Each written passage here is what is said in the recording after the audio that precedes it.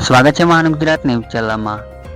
વડોદરા આણંદને જોડતો ગંભીરા બ્રિજ જો 27 દિવસ પહેલા એક ભયાનક દુર્ઘટનાએ રાજ્યને હચમચાવી દીધું હતું। મહીસાગર નદી પરનો આ પુલ તૂટી પડ્યો અને એક ટેન્કર બ્રિજના તૂટેલા ભાગ પર અડધું લટકી ગયું હતું।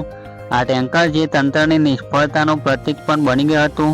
આખરે 27મા દિવસે આ ટેન્કરને સફળતાપૂર્વક ઉતારી લેવામાં આવી છે।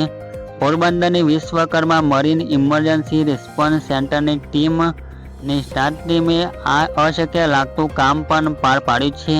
બે હાઈટેક એરબેગ્સ અને કેપ્સ્યુલની મદદથી ટેન્કરને ઊંચું કરી દોરડા વડે બ્રિજના સુરક્ષિત ભાગ પર ખેંચી લેવાયું છે।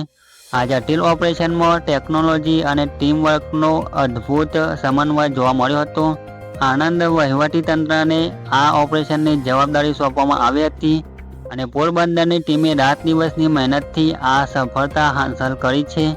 જે ટેન્કરને ઉતારવામાં 2-3 દિવસ લાગી શકે તેવું માનવામાં આવતું હતું, તેને એરબેગ્સની નવીન ટેકનોલોજીની મદદથી ઝડપથી ઉતારી લેવામાં આવી છે।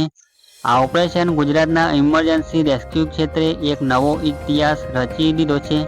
ગંભીરા બ્રિજનું આ ટેન્કર ન માત્ર એક વાહન હતું, પરંતુ તંત્રની નિષ્ફળતાનું પ્રતીક પણ બની ગયું હતું। આ સફળ ઓપરેશનથી ન માત્ર ટેન્કર ઉતર્યું, પરંતુ લોકોનો વિશ્વાસ પણ પાછો જીતાયો છે।